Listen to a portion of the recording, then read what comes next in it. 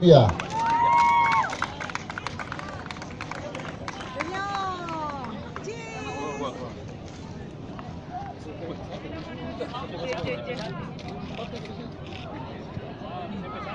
Oh, dan juara kedua jatuh kepada SMP 1 Bone, mendapatkan trofi dan juga uang pembinaan 12 juta rupiah.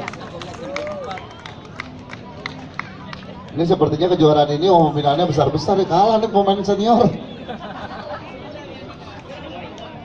Oh, ah?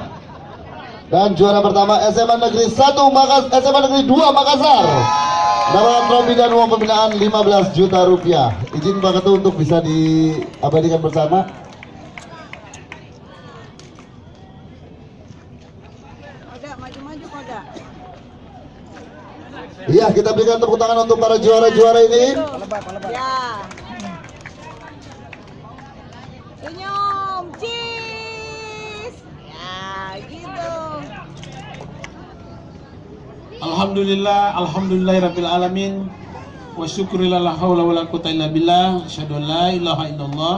Hari ini menjelang penutupan, mulai dari pembukaan sampai sekarang, penyelenggaraan acara kejuaraan pelajar putra-putri softball Wali Kota Cup dapat berlangsung dengan baik. Pendidikan Dispora, ya, Pemuda dan Olahraga, dan